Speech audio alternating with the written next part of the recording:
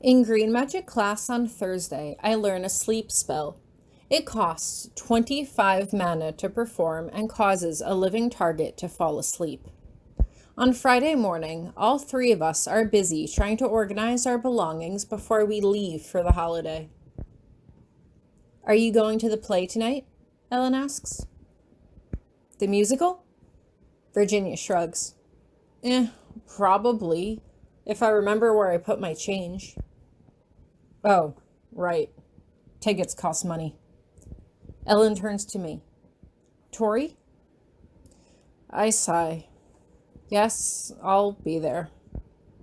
Tomorrow I'll be home again, and then there's only 1 month of school left. That night, I head to the play. There are a lot of people here, not just students, but ordinary people and families who must have driven up to see the play. After I buy my ticket, I can go inside. The small place of purchase of frightening things is an exciting story packed with song and dance and special effects, especially the scene where the librarian has to fend off an entire jungle of killer plants with her flaming sword in order to rescue her swooning love interest. I don't know a lot about music, but the songs are fun and keep things moving. Unfortunately, by the end, it would appear that the world is doomed, but thankfully, only the world on stage. And then it's time to go.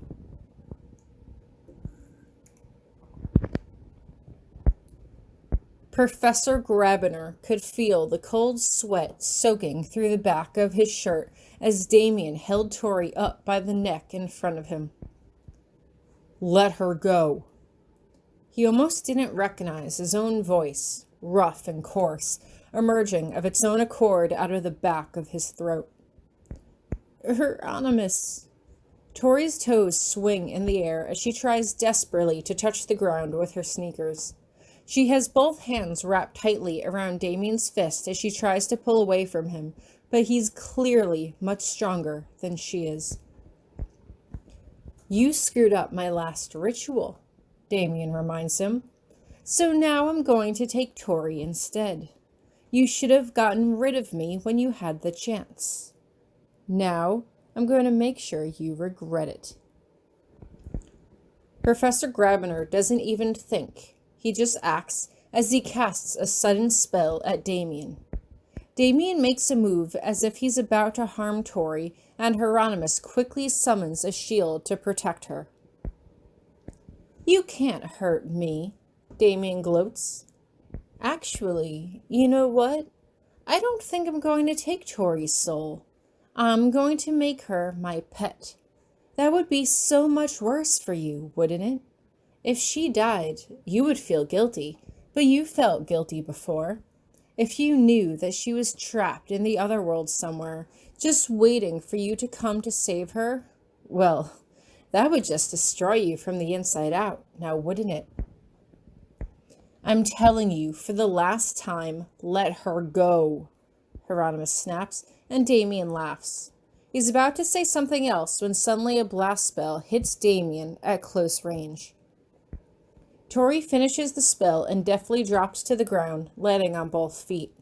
She quickly teleports away from Damien, and Hieronymous can feel her cling to the back of his cape, safely out of harm's way. Good. Hieronymous channels all his magic, his strongest spells, and begins casting and casting until Damien is nothing more than a smoking pile of embers in front of them. Tori? He asks as he straightens up. He can feel Tori's forehead pressed into the back of his shoulder. Tori, are you all right? I think so, Tori ventures quietly as he turns around to face her. Are you okay, Hieronymous? He chuckles in spite of himself as he sees a gash over Tori's forehead. He gently cups her cheek in one hand as he brushes her hair back out of her face with his other hand, healing her wound. Tori is quiet as she lets him heal her. When he's done, she suddenly reaches her lips up to his. Tori. His voice trails off as he tries to pull away, but Tori holds firm. Can't I kiss you as a thank you for saving my life? She asks, and Hieronymous hesitates for a moment before he nods and makes a move to kiss her back. It was meant to be just a soft, chaste, gentle kiss, but he can't help but wrap his arms around her as he holds her to him, kissing her deeply. Hieronymous, Tori whispers against his lips, and he suddenly realizes that they had somehow teleported into his bedroom. Into his bed. She was lying on her back underneath him, her arms wrapped around his neck. I can't do this, he whispers as he tries to pull away, but Tori doesn't move. Don't you want me? She asks as she rolls her hips up into his. I want you, Hieronymous. I want to be yours. Just ask me to be yours, and I will be. I can't, Hieronymous insists as he shakes his head. Yes, I do want to be with you, Tori, but you are a student, and I can't. Tori suddenly reaches up to kiss his neck before her lips find his earlobe. She bites down gently, and Hieronymous can't help but groan as his hands slip underneath her shirt. Her skin was so smooth and soft and warm, and for a moment he would do anything just to let himself go and enjoy this. I need to protect you, he says suddenly, and I can't protect you if I'm too wrapped up in you. I'm sorry, Tori, but we can't do this. Suddenly, he opens his eyes to find himself lying face down in his pillows. He rolls over to see where Tori was, but, of course, she hadn't been there at all. It was just another dream, just another way for his subconscious to taunt him with things he shouldn't want. It was worse that she was no longer on campus. How was he supposed to watch out for her if she was too far away for him to reach? Damien was out there, though, and what if he decided to go after Tori? He could always scry on her to make sure she was okay. He just shook his head.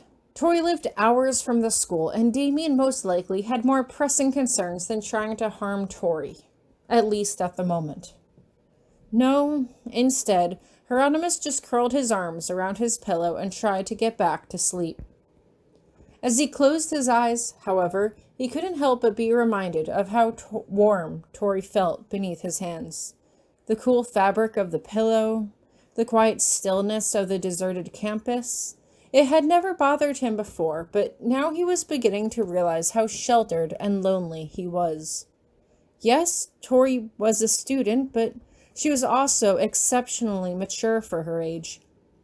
What if he did give into it? What if he decided to try to give their marriage a chance? He just sighs and tries to shake these dangerous thoughts from his sleepy mind. Yes, Damien had proved that he could be dangerous in his own right, but nothing was more dangerous than Professor Grabiner entertaining the thought of accepting Tori as his wife. And yet, as he closed his eyes and let his mind slip back into his dreams, he allowed himself to do just that.